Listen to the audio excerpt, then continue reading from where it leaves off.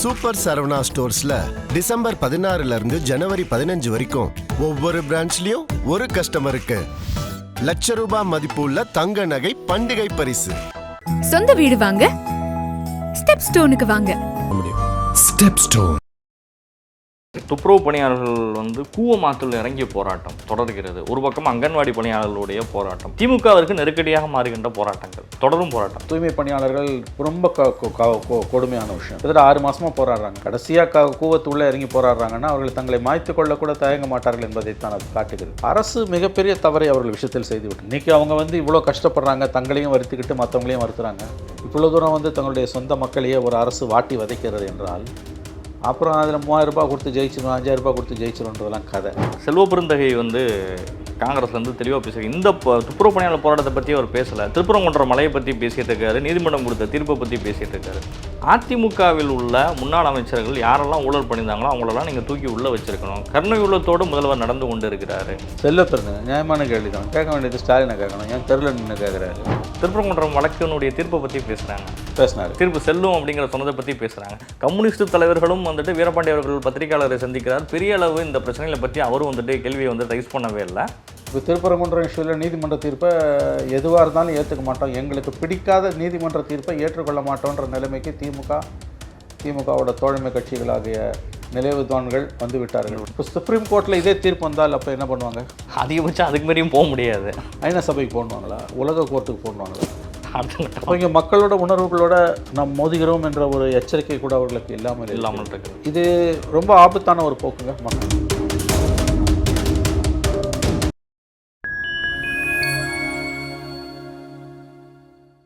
Fine மீடியாவோட ஒரு special இன்டர்வியூவில் சிறப்பறைப்பாளராக தமிழ்நாட்டினுடைய ஒரு மூத்த உதவியாளர் மணிசார் அவர்கள் இணைந்துள்ளார். கேட்பதற்கான கேள்விகள் நிறைய இருக்கின்றன. வாருங்கள் நிகழ்ச்சிகள் சொல்லலாம். வணக்கம் சார். வணக்கம். துப்புரவு பணியாளர்கள் கூவமாத்தில் இறங்கிய போராட்டம் தொடர்கிறது. ஒரு பக்கம் அங்கன்வாடி பணியாளர்களுடைய போராட்டம், அரசு ஊழியர் போராட்டம் ஓரளவுக்கு முடிவுக்கான ஒரு நிலையை நோக்கி போது அரசாங்கம் மேக்சிமம் கோரிக்கையில் அரசாங்கம் நிறைவேற்ற லெவலில் இருக்குது. திமுகவிற்கு நெருக்கடியாக மாறுகின்ற போராட்டங்கள், தொடரும் போராட்டம். அவங்க பல தரப்பினரும் போராடுகிறார்கள். இந்த தூய்மை பணியாளர்கள் ரொம்ப கொடுமையான விஷயம். கிட்டத்தட்ட 6 மாசமா போராடுறாங்க, விதவிதமாக கண்டுபிடிச்சி போராடுறாங்க. கடைசியாக கூவத்துள்ள இறங்கி போராடுறாங்கன்னா அவர்கள் தங்களை மாய்த்து கொள்ள கூட தயங்க மாட்டார்கள் என்பதைத்தான் அது காட்டுகிறது. அரசு மிகப்பெரிய தவறை அவர்கள் விஷயத்தில் செய்து விட்டுருக்குது. அவர்களை கன்வின்ஸ் பண்ணியிருக்கணும். வள்ளமாக பேசி அவங்களை கரைச்சிடணும். இன்றைக்கி அவங்க இவ்வளோ கஷ்டப்படுறாங்க, தங்களையும் வருத்திக்கிட்டு மற்றவங்களையும் வருத்துறாங்க என்பது ரொம்ப ஒரு வினோதமான ஒரு விஷயந்தான். அதாவது தனியார் மையம் என்பது தவிர்க்க முடியாதது தான். பட் அதை செயல்படுத்துறதுல ஒரு மனிதாபிமான அணுகுமுறை இருந்திருக்கணும். இவ்வளோ தூரம் தங்களுடைய சொந்த மக்களையே ஒரு அரசு வாட்டி வதைக்கிறது என்றால் அப்புறம் அதில் ₹3000 கொடுத்து ஜெயிச்சிடும், ₹5000 கொடுத்து ஜெயிச்சிடும்ன்றதெல்லாம் கதை.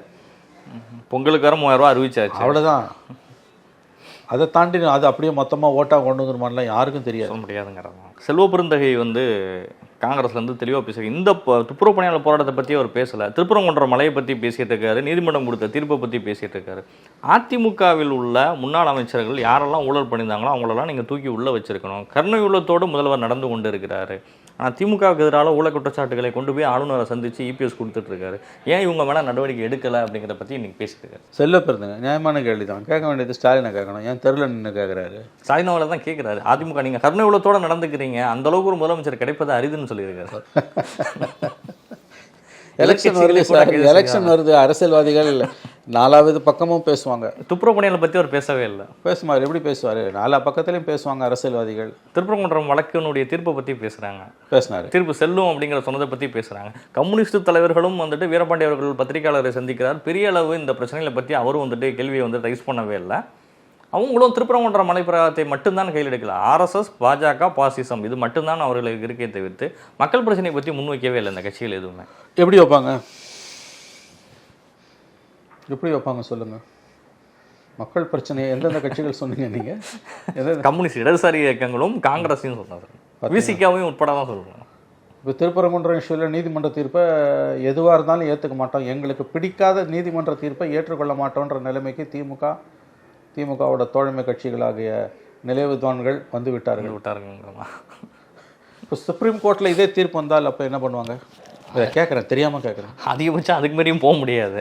ஐநா சபைக்கு போடுவாங்களா, உலக கோர்ட்டுக்கு போடுவாங்களா? அடுத்த கட்டம் அப்போ இங்கே மக்களோட உணர்வுகளோட நாம் மோதுகிறோம் என்ற ஒரு எச்சரிக்கை கூட அவர்களுக்கு இல்லாமல் இல்லாமல் இருக்கிறது. இருக்கிறது. இது ரொம்ப ஆபத்தான ஒரு போக்குங்க. மக்கள் பிரச்சனைகளை பேசாமல் திரும்ப திரும்ப பாசிச பாஜக நீதிமன்ற தீர்ப்பை வந்து ஏற்றுக்கொள்ள மறுப்பது. நாளைக்கு எல்லா கட்சிகளுமே இந்த ஸ்டாண்ட் எடுத்தால் என்ன பண்ணுவீங்க? ஏன்னா ஒவ்வொரு கட்சிக்கும் ஒரு கொள்கை, ஒரு சித்தாந்தம் இருக்குது. நமக்கு அது நம்முடைய கோணத்திலிருந்து பார்க்கும்பொழுது தவறானதாக இருக்கும். ஆனால் அவனுக்கு ஒரு கொள்கை கோட்பாடு இருக்குது. இன்றைக்கி நீங்கள் அதுக்கு வந்து அவங்களோட பாதையில் பார்க்கும்போது அது ஒரு நியாயம். அப்போ சட்டம் சொல்கிறதா இறுதி தீர்ப்பா, அல்லது வந்து வல்லான் வகுத்ததே வாய்க்கால்னு நாங்கள் அரசாங்கம் சொல்லுது அதனால் நாங்கள் கேட்போன்றதா? 2 ஜட்ஜஸ் சிங்கிள் ஜட்ஜ் ஆர்டரை இன்றைக்கி அப்பீல்டு பண்ணியிருக்காங்க. நீங்கள் ஒன்று சுப்ரீம் கோர்ட்டுக்கு போகணும், இதை அமல்படுத்தணும். நீங்கள் சுப்ரீம் கோர்ட்டுக்கு தான் போக போகிறீங்க. சுப்ரீம் கோர்ட்டுக்கு போகிறதுல அங்கே என்ன நடக்கும்னு தெரியாதுங்கிற ஒரு அது ஒரு அன்பிரடிக்டபிள் ஹார்ஸு. எதுனாலும் ஒருவேளை இப்போ சுப்ரீம் கோர்ட் வந்து நீங்கள் ஒரு பேசி தீர்த்துக்கோங்கன்னு சொல்கிறாங்கன்னு வச்சுக்கோங்க, டைலாக் சுமூக தீர்வு உங்களுக்குள்ளே சுமூக தீர்வு பேசி தீர்த்துக்கோங்க, அரசாங்கம் வந்து அதை ஃபெசிலிட்டேட் பண்ணணும் அப்படின்னா அப்போ கவர்மெண்ட் என்ன பண்ணும்? ஏன்னா ஒரு போக்கு ரொம்ப வருத்தப்பட வேண்டிய போக்கு. திமுக, அதன் தோழமை கட்சிகள், இடதுசாரிகள் எல்லாமே திருப்பரங்குன்றம் இஷ்யூவில் நாங்கள் சொல்கிறது தான் ஒரே பாயிண்ட் நியாயம். எங்கள் கருத்துக்கு எதிராக ஹைகோர்ட் தீர்ப்பு வந்ததுன்னா நாங்கள் ஏற்றுக்க மாட்டோம்.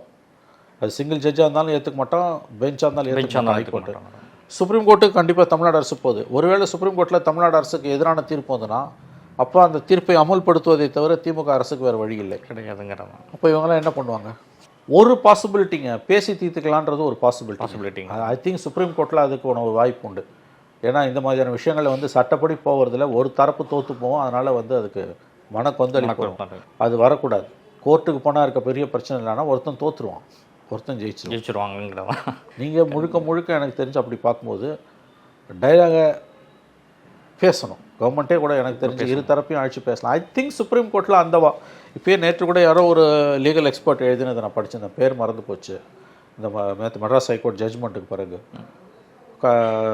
சமாதானம், அதாவது வந்து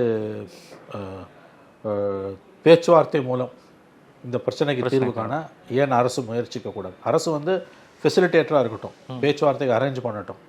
2 தரப்பு நீ எது நினைக்கிறீங்களோ அவங்க முடிவு பண்ணிக்கிட்டோம். அவ்வளோதாங்கிறது அவ்வளோதான். 2 பேருக்குள்ளே யாருக்கு சாதகமாக தீர்ப்பு வந்தாலுமே ஒரு தரப்பு மன கொந்தளிப்பு ஏற்படுங்கிறது. இந்த மாதிரியான விஷயங்களில் மதம் சம்மந்தப்பட்ட விஷயங்களில் 2 தரப்பும் ஏற்றுக்கொள்ள தீர்ப்பு தான் நிலையான தீர்ப்பாக இருக்கும். அது ஹைகோர்ட் சுப்ரீம் கோர்ட்டில் இன்றைக்கி சாதிக்க முடியாது விஷயம். பட் பேச்சுவார்த்தை மூலமாக கண்டிப்பாக சாதிக்க முடியும். ஐ திங்க் சுப்ரீம் கோர்ட்டில் அப்படி தான் போய் முடியணும்னு நான் நினைக்கிறேன், இருக்கணும். ஏன்னா இன்றைக்கி தீபம் ஏற்றணும்னு சொல்கிறதால அங்கே இருக்கக்கூடிய இந்துக்கள் மத்தியில், இந்துத்துவ அமைப்புகள் மத்தியில் ஒரு பெரிய ஒரு மகிழ்ச்சி, குதூகலம் இருக்குது. அந்த பக்கம் எதிர்த்தரப்பில் இஸ்லாமியர்கள் தரப்பில் வந்து நம்ம எதுக்கு இதுக்கு சண்டை போடணும், விட்டு கொடுத்துடலாமே, ஆண்டாண்டு காலமாக அங்கே தானே ஏற்றுறாங்க. நம்முடைய உண்மையான பிரச்சனைகள் என்பது வேறு. படிப்பு, வேலையில்லா திண்டாட்டம், அதுதான் முஸ்லீம்களோட உண்மையான பிரச்சனை. மலையில் தீமை ஏற்றாததோ கிடையாது, பிரச்சனை இல்லைங்கிறது இல்லை. ஆனால் திமுக தான் மும்முரமாக இஸ்லாமியர்களோட முக்கியமான பிரச்சனை பெண் கல்வி. இஸ்லாமியர்களோட மிகப்பெரிய பிரச்சனை பெண் அடிமைத்தனம், பெண் கல்வி. அதே மாதிரி வந்து கல்வி அறிவு இல்லாமல், இதெல்லாம் வேலையில்லா திண்டாட்டம், இதெல்லாம் தான் முஸ்லீம்களோட, இஸ்லாமிய சமூகத்தோட மிகப்பெரிய பிரச்சனைகள். அதுதான் ஒரு சராசரி இஸ்லாமியனுக்கு நீங்கள் திருப்பரங்குன்றத்தில் தீபம் ஏற்றினாலும் ஏற்றாட்டியும் அவன் வாழ்க்கையில் எந்த பாதிப்பும் அது ஏற்படுத்த போகிறதில்லைங்கிற. அதை வைத்து ஒரு தரப்பு அரசியல் பண்ணுகின்றன என்பது உண்மை. இது அவங்க உஷாராக இருக்கணும். இந்த பக்கம் இந்துத்துவ அமைப்புகள் வந்து காலகாலமாக இருக்கிற பிரச்சனையை திடீர்னு கிளப்பி உசுப்பி விட்டுட்டு அங்கே போவேன்னு அடம் பிடிக்கிறது. ஆகவே மக்கள் இருதரப்பினரும் எச்சரிக்கையாக இருக்கணும். அப்படி தான் நான் இந்த விஷயத்தை பார்க்குறேன். நீங்கள் கோர்ட்டுக்கு போய் இதுக்கு தீர்வு வராதுங்க. இந்த மாதிரியான பிரச்சனைகளை கோர்ட்டு தீர்வு மூலமாக இறுதி தீர்வு எட்டாது. ஏன்னா கோர்ட்டுக்கு போகிறதுல இருக்கிறலாம் பெரிய ரிஸ்க் என்னென்னா ஒருத்தன் தோற்றுருவான். பிரச்சனையும் கோர்ட்டுக்கு போகணும், கண்டிப்பாக ஒருத்தன் தோற்றுருவான், வேற வழி கிடையாது. அதனால தான் நீங்கள் வந்து டைலாகில் சமரச தீர்வுகளுக்கு போங்கன்றாங்க. இருதரப்பும் ஏற்றுக்கொள்ளக்கூடிய வெற்றி தான் இருதரப்புக்குமான வெற்றிங்கிறது தான். ஆகவே அதை வந்து அரசு தான் அதை முயற்சி எடுக்கணும். கவர்மெண்ட்டு இது இப்படியே குளிர்காயலான்னு பார்க்குது கவர்மெண்ட்டு. இஸ்லாமியர்கள் மத்தியில் வந்து ஒரு அச்சத்தை ஏற்படுத்தி நாங்கள் தான் காப்பாற்றுறோன்னு திமுக அரசு ஒரு தவறான பாதையில் போகுதுன்னு தான் எனக்கு தோணுது. ஏன்னா பெஞ்சு சொல்லியாச்சு, டிவிஷன் பெஞ்சு சொல்லியாச்சு. இதுக்கு பிறகு நீங்கள் சுப்ரீம் கோர்ட்டுக்கு போகிறீங்க, சுப்ரீம் கோர்ட்லேயும் உங்களுக்கு இதே மாதிரி தீர்ப்பு வந்து அப்போ என்ன பண்ணுவீங்க? கீழே அந்த டேமேஜ் நடந்துடுச்சுங்க. சம்மந்தப்பட்டவர்கள் யோசிக்கணுங்க, இதை சட்டத்தை தாண்டி இதை யோசிக்கணும். இந்த இடம் தான் சார் கனிமொழிக்கு வந்து விஜய் அவர்கள் வாழ்த்து தெரிவிக்கிறாரு, அமித்ஷா ஃபோன் பண்ணி பிறந்தநாள் வாழ்த்து தெரிவிக்கிறார். முதலமைச்சருக்கு எல்லாருமே தெரிவிச்சிட்டு இருந்தாலும் விஜய் அவர்கள் தொலைபேசி மூலியமாக வாழ்த்து. என்ன சொல்ல வருகிறார் விஜய்? யாருக்கு? கனிமொழி அவர்களுடைய பிறந்த நாளுக்கு விஜய் தொலைபேசி மூலியமாக வாழ்த்து தெரிவித்து விட்டார். அதான் அது திமுகக்குள்ளே இருக்க இன்னர் டைனமிக்ஸ். உதயநிதி ஸ்டாலின் ஒரு பக்கம், கனிமொழி ஒரு பக்கம் இருக்காங்க. உள்ளுக்குள்ள அது ஒரு பவர் சென்டர். கனிமொழி என்பவர் திமுகவுக்குள்ள ஒரு அதிகார மையம். திமுகவுக்குள்ள பல அதிகார மையங்கள் இருக்குது. கலைஞர் இருக்கும்போதே இருந்தது, இப்பயும் இருக்குது. நீங்கள் சொல்வது உண்மை என்றால், விஜய் கனிமொழிக்கு பிறந்தநாள் தெரிவித்தது உண்மை என்றால், அது திமுக தலைவர் ஸ்டாலினுக்கும் அவருடைய மகன் உதயநிதி ஸ்டாலினுக்கும் கொடுக்கக்கூடிய மெசேஜ். அனைத்து ஊடகங்களும் வெளியாயிருச்சு அந்த இது வந்து. கனிமொழி ஜனவரி 5ஆம் தேதி பிறந்த நாளுக்கு விஜய் வாழ்த்து தெரிவிக்கிறார்னா அதுதான் பாலிடிக்ஸ். அதோட அர்த்தம் என்னன்னா, திமுகவுக்குள்ளே இருக்கக்கூடிய அதிகார மையம், ஸ்டாலினுக்கும் உதயநிதிக்கும் போட்டியாக இருக்கக்கூடிய அதிகார மையத்தோடு உறவாடுவதற்கு, அரசியல் வைத்துக் கொள்வதற்கு விஜய் விரும்புகிறார். நல்லா தான் காய் நகர்த்துறாங்க. இதை பற்றி கவலைப்பட வேண்டியது ஸ்டாலினும் உதயநிதி.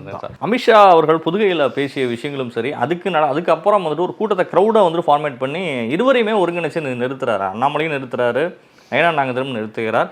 அடுத்த கட்ட அரசியல் அமித்ஷா வந்து இங்கே தொடங்கியாச்சு அப்படிங்கிறத எப்படி பார்க்கலாம்? தொடங்கியிருக்காரு.